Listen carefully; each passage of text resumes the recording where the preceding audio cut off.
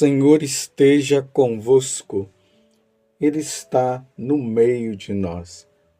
Proclamação do Evangelho de Jesus Cristo, segundo João.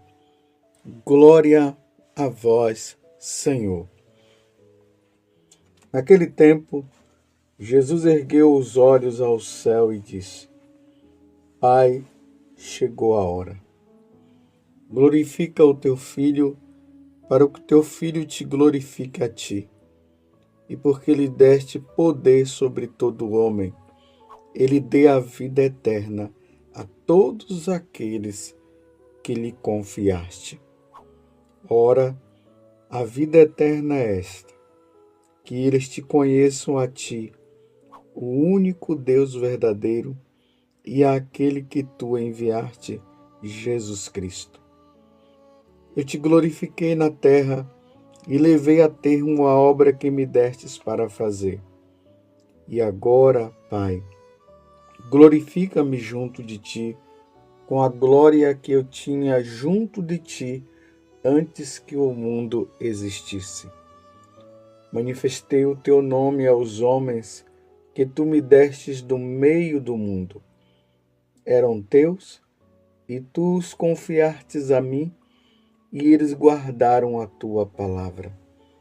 Agora eles sabem que tudo quanto me destes vem de ti.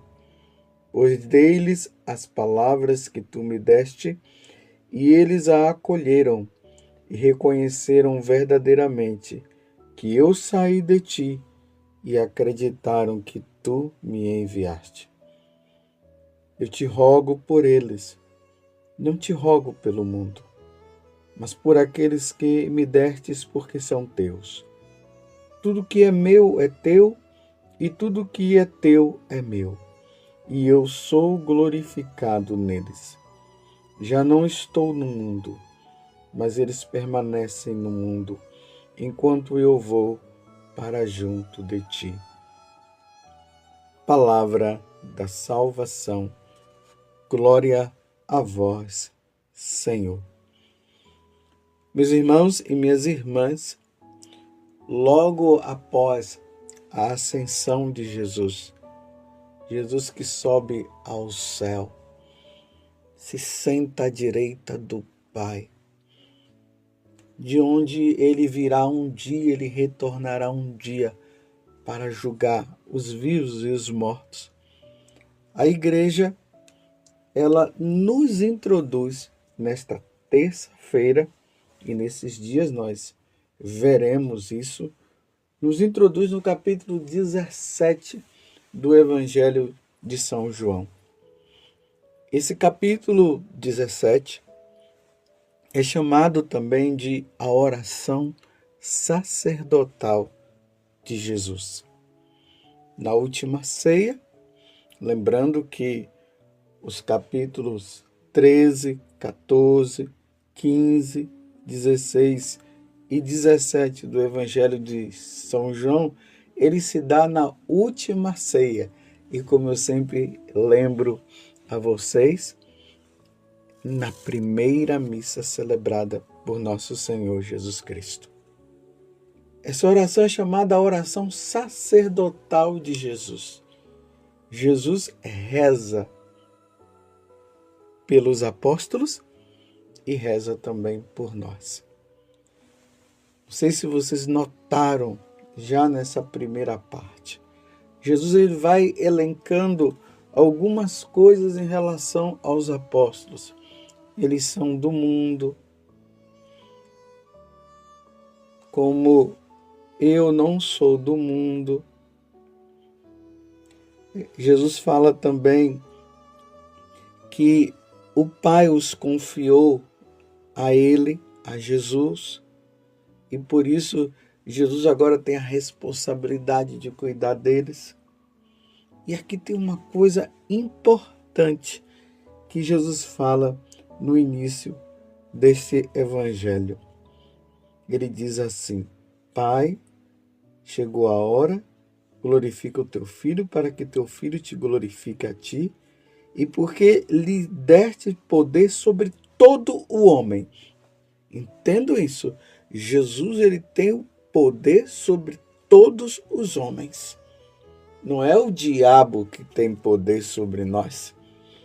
Quem tem poder sobre nós é nosso Senhor Jesus Cristo, porque ele é Deus. Tudo foi criado por ele, e sem ele nada foi feito. Você compreendeu? Nós não pertencemos ao diabo. Nós pertencemos a Deus. Agora, claro, se tem pessoas aí que vivem querendo e querem adorar Satanás e querem servir a Satanás, aí é problema de cada um. Ainda mais nesse grande evento aí de esses templos satânicos que estão crescendo e muita gente indo atrás. Meu Deus, que pena que eles não querem abrir o coração a nosso Senhor Jesus Cristo, o nosso Salvador, ele que venceu Satanás. Então Jesus está dizendo que nós pertencemos a ele. Ele tem o poder sobre nós. E porque lhe destes poder sobre todo o homem, continua Jesus, ele dê a vida eterna a todos aqueles que lhe confiarte. Nós estamos no capítulo 17 do Evangelho de São João, do versículo 1 até o 11. Aí Jesus prossegue dizendo assim: ora, a vida eterna é esta, que eles te conheçam a ti, o único Deus verdadeiro, e aquele que tu enviaste, Jesus Cristo.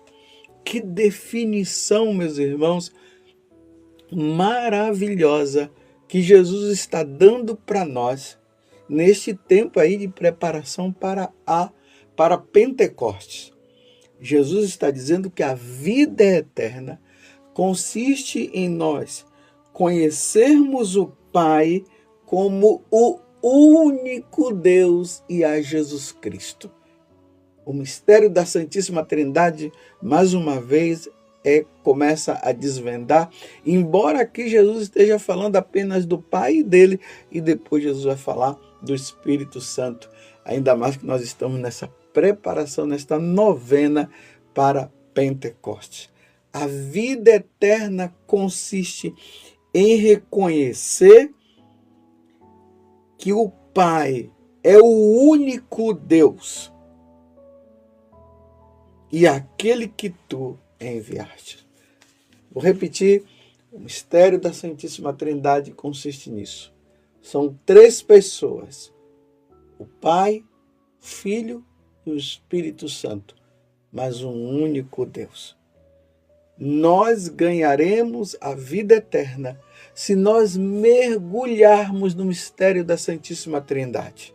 E se nós reconhecermos que o Pai é Deus, que Jesus é Deus e o Espírito Santo é Deus. Você compreende isso? E é a eles que nós devemos devotar a nossa vida, entregar a nossa vida. Não são 3 deuses, é um Deus único em 3 pessoas. Isso precisa ficar bem claro. Então, se Jesus é Deus,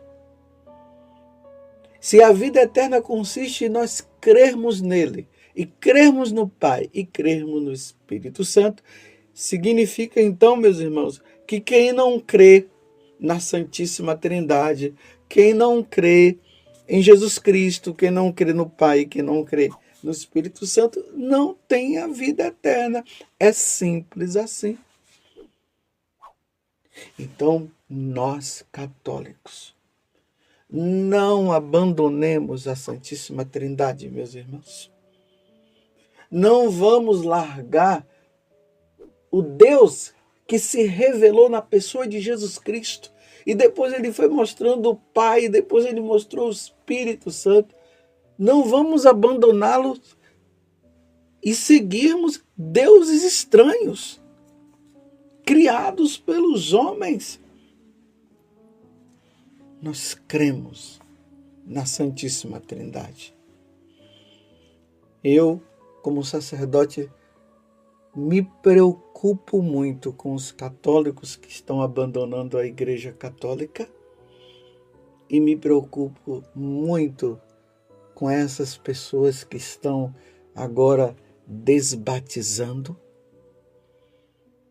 ou seja, estão negando o batismo. Negar o batismo significa negar a salvação que vem por meio de Jesus Cristo para seguir os falsos deuses. É de preocupar. Nós somos de Deus. Nós pertencemos a Deus, como Jesus está falando aqui nesse capítulo do Evangelho de São João, no capítulo 17. Nós somos de Deus, nós pertencemos a Deus, nós não pertencemos ao maligno. É engano. Seguir Satanás é engano, meus irmãos. Por isso que Jesus, ele disse, ide por todo o mundo e pregai o evangelho a toda criatura. Quem crê e for batizado será salvo, quem não crê já está condenado. E quantas vezes nos evangelhos nós vemos Satanás se confrontando com Jesus e Jesus mandando ele se calar. Quantas pessoas Jesus expulsou o demônio?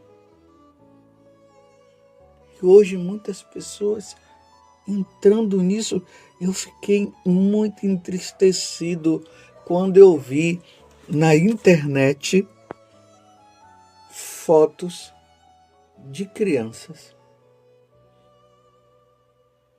sentadas em forma circular, com um pentagrama no meio, com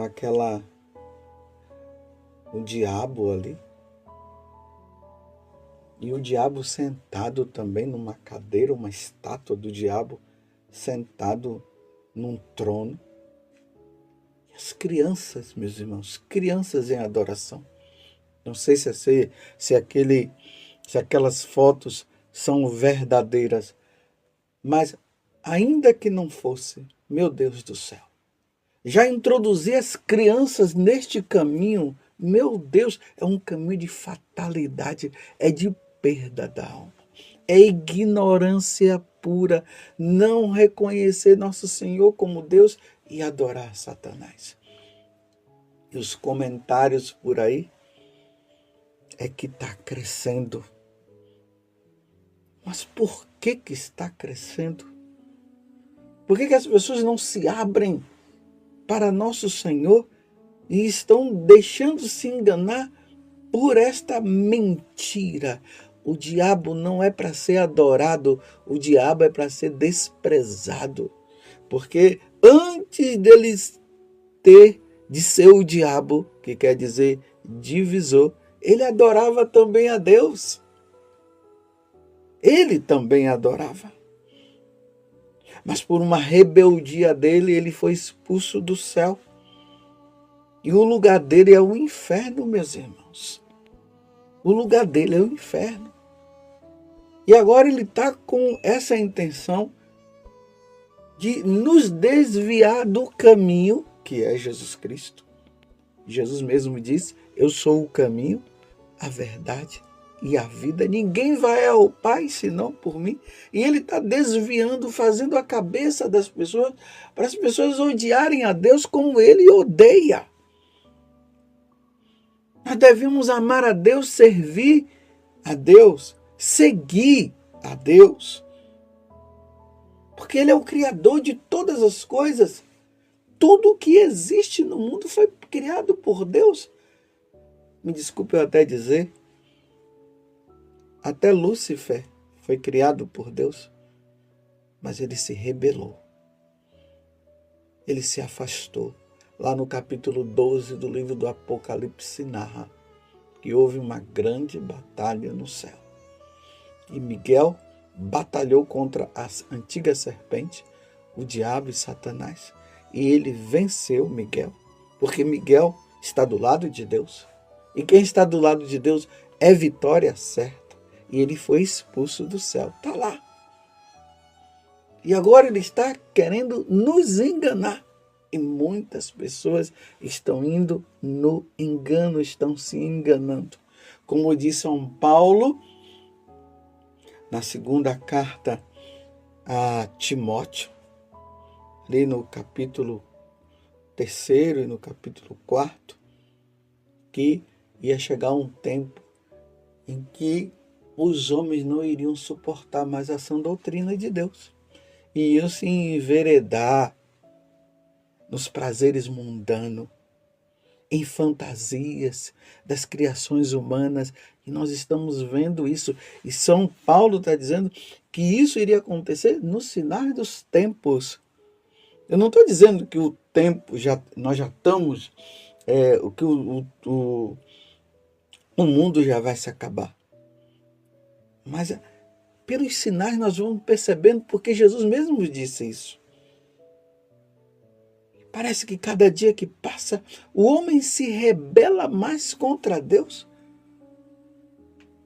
Antigamente, essa revolta do homem para com Deus era através de não querer saber de Deus, abandono à igreja, os homens se matando e tudo mais.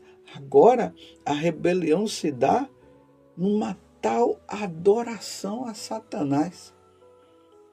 Claro, são poucos que estão fazendo isso, mas, meus irmãos, esses poucos têm um valor diante de Deus muito grande. Lembremos da parábola da ovelha perdida. Vocês se lembram que o pastor deixou as 99, que eram 100 ovelhas, ele deixou as 99 e foi em busca de uma ovelha. Ele poderia dizer assim, tá bom, foi uma ovelha que se perdeu, mas não, ele foi atrás daquela ovelha, porque cada filho de Deus é importante, nós somos filhos de Deus. Mas se o homem se rebela e não quer saber de Deus, Deus não poderá fazer nada.